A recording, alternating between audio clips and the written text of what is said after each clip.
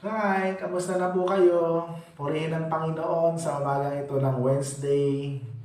Isa na namang edisyon ng Morning Devotion ng ating matutunghayan mula po dito sa Crossroad United Methodist Church. I hope na kayo ay nasa mabuting kalagayan sa kabila na patuloy nating nararanasan ang mainit na panahon. Alas 7 pa lang po ng umaga ngayon, subalit medyo mainit na po. Mag-ingat po tayo at patuloy na uminom ng maraming tubig. Ang ating pong ibabahagi sa umagang ito, sa ating morning devotion ay makikita natin sa Hebrew chapter 10 verse 35 to 36. Ganito ang sinasabi: Kaya't huwag kayong mawawala ng pananalig sa Diyos, sapagkat taglay ninyo ang dakilang gantimpala. Kinakailangan kayo'y magtiis upang masunod ninyo ang kalooban ng Diyos at patanggap ang kanyang ipinangako. Napakaganda po ng ating binasa sa umagang ito. At meron po tayong mga makikita dito. Una, huwag tayong mawala ng pananalig sa Diyos. Napakahalaga po nito. Kapag nawalan tayo ng pananalig sa Panginoon, hindi tayo makakasunod at hindi tayo makakapagpatuloy sa paglilingkod natin sa Kanya. Ano pa ang sabi niya dito? Sapagkat taglay ninyo ang dakilang gantimpala. So, napakaganda po, no? Yung reward na inihanda, i-prepare ng ating Panginoon ay nakahanda niya na pong ipagkaloob sa atin. Kaya, magpatuloy lamang tayo sa pagsunod sa ating Panginoon. Sa pagsunod natin sa ating Panginoon, ano pong pwedeng mangyari sa atin? Sabi dito sa 36, kinakailangan kayo'y magtiis upang masunod ninyo ang kalooban ng Diyos at matanggap ang kanyang ipinangako. So, sa pagsunod natin sa Panginoon, hindi pala mawawala yung ating mga tiisin, yung ating mga problema, yung ating suliranin.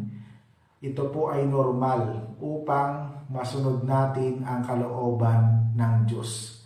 Sa papanong paraan po, mentras na tayo ay sinusubok, dito lumalabas yung ating characteristic, yung ating character as a Christian, as a true servant of God. At napapatunayan kung sino yung totoong naglilingkod at sumusunod sa Kanya. Kaya nawa, patuloy tayong sumunod, patuloy tayong maglingkod, at huwag tayong mawawalan ng pag-asa sa ating mga buhay. So dumako na po tayo sa ating prayer time para sa umagang ito. Let us pray. Heavenly Father, pinupuri ka namin at pinasasalamatan sa umagang ito ng Wednesday. Isa na namang edisyon ng Morning Devotion ng aming natunghayan. Buhat sa inyong abang lingkod. Salamat po dahil muli mo kaming niremind na patuloy kaming manalig at manampalataya sa iyo. Dahil nakahanda kang ipagkaloob ang mga pagpapala sa bawat isa sa amin. Sa aming pagsunod sa iyo, maaari kaming tiisin, maaari kaming masubok sa aming pananampalataya. Pero lagi kang nandyan, never mo kaming pinabayaan, at ikaw ang nagsabi na kasama ka namin sa lahat ng oras. Kaya tulungan nyo kami, Panginoon, sa aming journey. Pinagpipray ko po sa iyo ang mga kapatid namin na humihingi ng magandang kalusugan tulad ni Ate Yoli, ang kanyang anak, dakilang Diyos.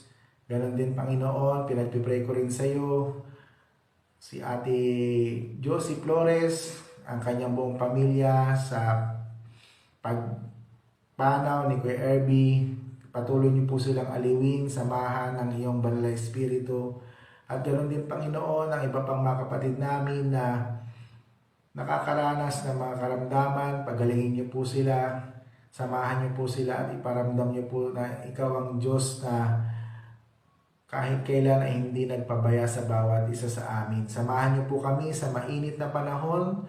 Proteksyonan niyo po kami, ilalayo niyo po kami sa mga matitinding karamdaman. Pinagpipray ko po sa iyo ang mga estudyante na pumapasok sa paaralan, ganoon din po ang kanilang mga teacher, ang mga kapatid namin na nagtatrabaho, ang mga kapatid namin na may mga negosyo, at nawa patuloy mo kaming i-bless dakilang Diyos. Marami pong salamat Ikaw po ang patuloy naming madama sa kabuuan ng araw na ito.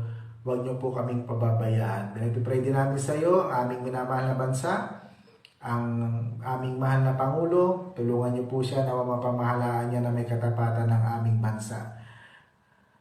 At ganoon din po ang lahat ng mga churches na magkakandak ng midweek service mamaya pong gabi. Nawa ito ay maging pagpapala sa bawat isa sa amin. Maraming pong salamat. Ito po ang aming panalangin sa pangalan ni Jesus na aming Panginoon. Amen. Ayan, natapos na naman tayo sa isa na namang edisyon ng Morning Devotion mula po dito sa Cross of United Methodist Church. Huwag po natin kaligtaan na dumalo sa mga pagtitipon tulad ng midweek service mamaya po sa ating mga iglesia at patuloy tayong maglingkod, sumunod sa ating Panginoon sa diwa ng panalangin. Marami pong salamat mula po dito sa Cross of United Methodist Church. Ito po ang inyong lingkod, Pastor Jim. Lagi nagsasabing ang Diyos ay patuloy na mabuti, hindi lamang noon, ngayon at pasawalang hanggan. Hanggang sa muli, paalam!